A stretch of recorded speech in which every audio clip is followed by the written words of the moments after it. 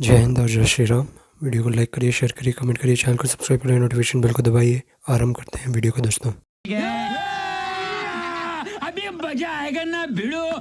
Dr. Ranganathan, what do you make of this? I'm asking you, and I'm going to be very honestly blunt, and I don't care if people say you're making it Hindu-Muslim, because this is what it is.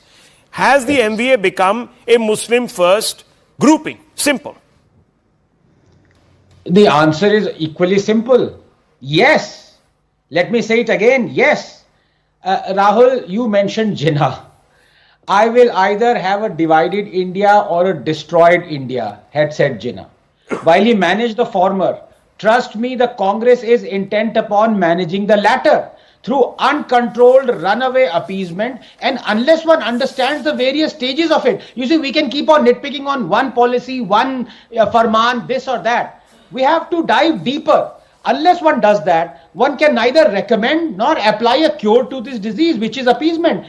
Rahul, the three stages of appeasement, I say they are welfare, wokefare, and warfare. And Congress is now unapologetic about projecting them as an achievement of sorts. Let me explain. The first stage of appeasement, welfare. Well, it starts innocuously with the flawed pretext that the Muslim minorities are worse off than the rest, and that they are victims, and that they are always exclusively suffering and fare worse off after every social strife, and that because of all this, not only do they need preferential care, it is the exclusive majority's obligation and moral duty to be preferential towards them. Not for nothing did Prime Minister Manmohan Singh assert that Muslims have the first right to resources. And so you have the state giving Muslims Hajj subsidy for decades, giving blanket reservations to Muslims, rich or poor, homeless or billionaires, by snatching it from the OBC quota, using taxpayers' money to host grand iftar parties, asking government-run UGC to fund minority institutions that keep 50% seats reserved for minorities,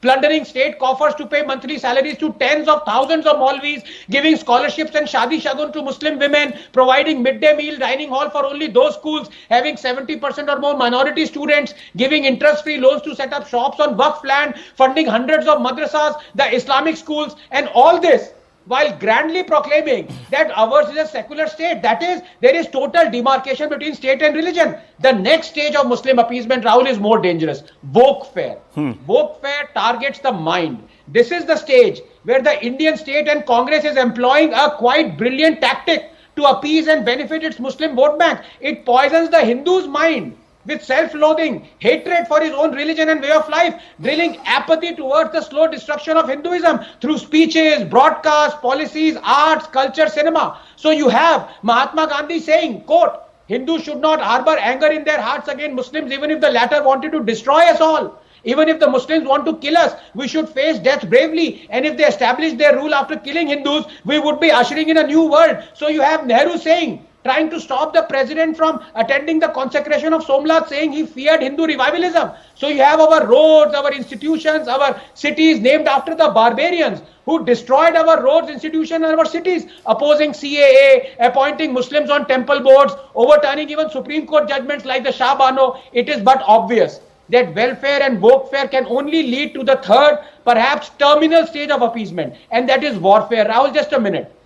Warfare is when you enact laws and acts that constitutionally and legally favor one community and discriminate against other. So you have the Draconian Waqf Act, you have the conjunction of the RT with the 93rd Amendment that allows Muslim schools but not Hindu schools to escape keeping 25% reservations for the EW section. You have the state prohibiting Hindus to even approach the court to reclaim their demolished temples. You have the state controlling and taxing only temples and temple land but not mosques. You have terrorists, PFI cadres and writers being released. You have the Congress leaders defending Simi in court, its chief crying tears at Batla encounter, its PM demanding an apology from Denmark for the Prophet cartoon. So there we have it, Rahul, just 10 seconds.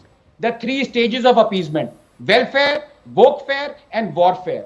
Jinnah must be laughing. His cackle echoes in the dungeons of Patal Lok below. In his life, he achieved the division of India. And in his death, he has achieved its destruction through the Congress. मजा आया और मैं ये जो मजा है हिंदुस्तान के हर व्यक्ति को देना चाहता हूं। दोस्तों वीडियो को लाइक करिए, शेयर करिए, कमेंट करिए, चैनल को सब्सक्राइब करिए, नोटिफिकेशन बेल को दबाइए, ताकि जब भी हमारा वीडियो ड्रॉप हो तो सबसे पहले आप लोग देख सकें। और अपना राय ज़रूर व्यक्त कीजिए कमेंट्स में। अच्छा लगा वीडियो, बुरा लगा आपका विचारधारा क्या है, आप क्या सोचते हैं वीडियो के बारे में, आपको अच्छा लगा बुरा लगा, आपका क्या सोच है, आप मेरे को रिकमेंडेशन देना चाहते हैं मैं इस वीडियो पे रिएक्ट करूँ, उस वीडियो पे रिएक्ट करूँ, ये ज़रूर बोलिए। तो फिर देखिए, इस वीडियो में आनंद रंगनाथन बात कर रहे हैं कांग्रेस, इंडी अलायंस और ये सेक्युलर पार्टीज़ के बारे में। सेक्युलर नहीं बोलूँगा उनको, मैं सेक्युलर बोलूँगा, क्योंकि वो सिख पार्टीज़ हैं, क्योंकि उन लोगों की जो पॉलिटिक्स हो गई है वो बिल्कुल एक जिन्ना एडजेसेंट पॉलिटिक्स हो चुकी है, जिन्ना जैसी पॉलिटिक्स हो चुकी है, जो पॉलिटिक्स बस एक माइनॉरिटी कम्युनिटी का अपीज़मेंट करती है। उस माइनॉरिटी कम्युनिटी के अपीज़मेंट करने के लिए वो किस भी हद तक चले जाते हैं।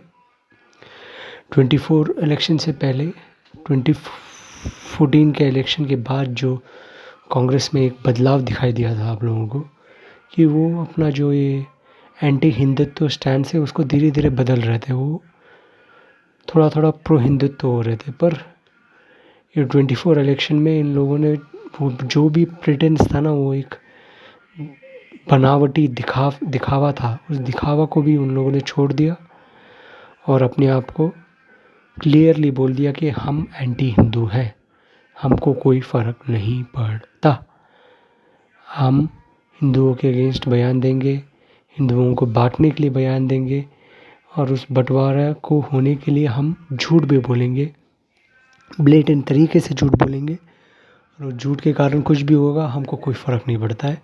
हम कम्युनिटीज़ को अलग थलग कर देंगे, कम्युनिटीज़ की पूरी जो एक भाईचारा था उस भाईचारा को ख़त्म कर देंगे और एक कम्युनिटी के लिए ही हम बात करेंगे और उस कम्युनिटी में भाईचारा बढ़ा कर रखेंगे। उस कम्युनिटी को बोलेंगे आप एक साथ वोट करो, आप एकजुट होकर वोट करो, बस हमारे लिए वोट करो, हमारे लिए नहीं वोट करेंगे तो फिर वो जो दूसरी पार्टी है वो आपको ख़त्म कर देगी, ये कर देगी, वो कर देगी। और वो लोग समझते भी हैं, उनको लगता है, उस कम्युनिटी की को लगता है कि हमारा जो रिलीजियस डिक्टेट है वो देता है कि एक कम्युनिटी को जो रिप्रेजेंट करता है एक पार्टी बीजेपी, जो हिंदू कम्युनिटी को रिप्रेजेंट है, उस पार्टी को हम कभी वोट नहीं दे सकते, क्योंकि हम उस कम्युनिटी का जो हिंदू कम्युनिटी है उसको सपोर्ट नहीं कर सकते, क्योंकि वो हमारे रिलीजियस बिलीव्स को सपोर्ट नहीं करते हैं, वो हमारे जैसे नहीं है, हमारे लिए वो हमारे बुक के जैसे नहीं है। हमारे जो दूसरे वाले जो एक रिलीजन्स है वो भी थोड़ा सा हम बर्दाश्त कर लेंगे उन लोगों को, पर हिंदुओं को बर्दाश्त नहीं करेंगे और उसके लिए हम अनाप शनाप स्टेटमेंट्स देंगे। जैसे 24 के इलेक्शन में आप लोगों ने देखा होगा, ये जो बंटवारे की पूरी सोच थी, मुसलमान कम्युनिटी ने बोला था कि हम अपने ईमान पे वोट देंगे, हमको कोई फ़र्क नहीं पड़ता, आप हमको घर दे दो, राशन दे दो, सिलेंडर दे दो, ये दे दो, वो दे दो, सब कुछ दे दो, हमको नहीं फ़र्क पड़ता, हमको बस हमारा जो रिलीजियस आइडियोलॉजी है ना उसके ऊपर हम वोट देंगे, आपका जो एक पॉलिटिक्स है वो भाड़ में जाए।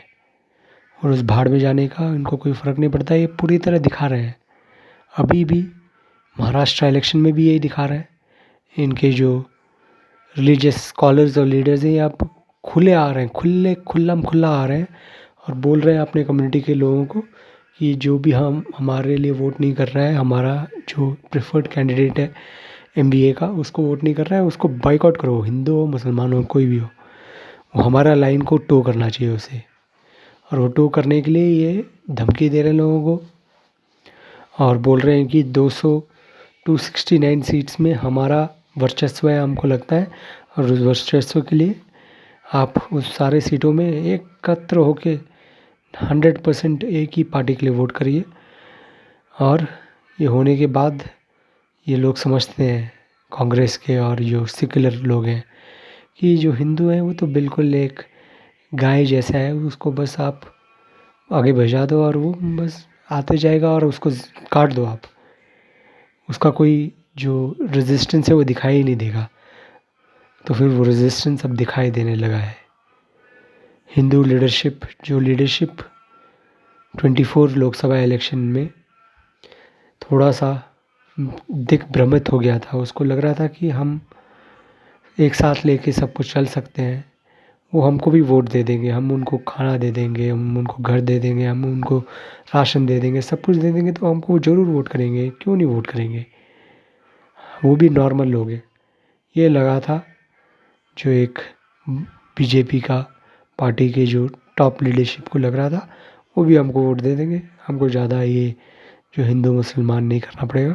पर मिडिल में जब बीजेपी को लीडरशिप को नरेंद्र मोदी को पता चलने लगा कि हमको वोट नहीं दे रहे हैं और हमारे लोग वोट करने के लिए बाहर आ भी नहीं रहे, क्योंकि उनको लग रहा है कि ये हमारे लिए बात नहीं कर रहे हैं और दूसरों को झूठ बोल के हमारे अगेंस्ट कर लिए, तो फिर नरेंद्र मोदी को वापस आना पड़ा और बोलना पड़ा कब्रिस्तान और मंगलसूत्र के बारे में और भी घुसपैठियों के बारे में, आरक्षण के बारे में, मुसलमान आपका आरक्षण ले लेगा, ये सब बोलना पड़ा, क्योंकि नरेंद्र मोदी को पता चल गया कि हमारा जो एक वोट बेस है वो बाहर निकल के नहीं आ रहा है। उसको 400 पार 400 पार बोल के हमने सुस्त बना दिया और वो सुस्तता से बाहर नहीं आया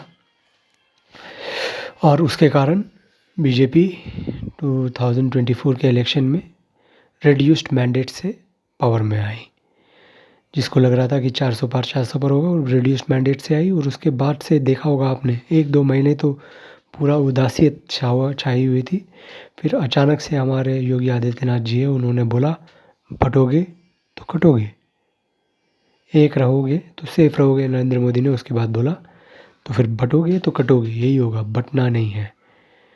वो जो एक कम्युनिटी है मुसलमानों का, वो यही चाहता है कि हिंदू बट जाए और हम इस एक पार्टी के लिए एक पुश्त वोट कर देंगे और उनको लगेगा कि ये इसके कारण हम जीते हैं। हिंदुओं का एक ही जो वर्ग है उसने वोट किया, उसको एक वर्ग को हम 1-2 कुछ दे देंगे, पर हमारे लिए जो दूसरा एक वर्ग है मुसलमान है, हमारे लिए कांग्रेस सबसे ज़्यादा करेगी, क्योंकि हमारा वोट के कारण, ज़्यादातर हमारे वोट के कारण ये पावर में आए।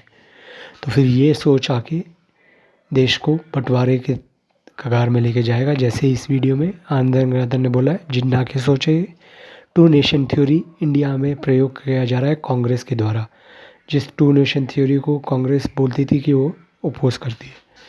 तो कांग्रेस को अभी भी अपना दिमाग ठिकाने में लेके आना चाहिए और ये अजीबोगरीब विभाजनकारी पॉलिटिक्स नहीं खेलनी चाहिए। तो फिर देखते हैं क्या होता है दोस्तों आगे, क्योंकि बहुत रोमांचक पॉलिसी होने जा रहा है। तो वीडियो को लाइक करिए, शेयर करिए, कमेंट करिए, चैनल को सब्सक्राइब करिए, नोटिफिकेशन बिल को दबाइए। हर हर महादेव, जय श्री महाजी, जय भवानी, जय श्री राम, जय हिंद एंड टेक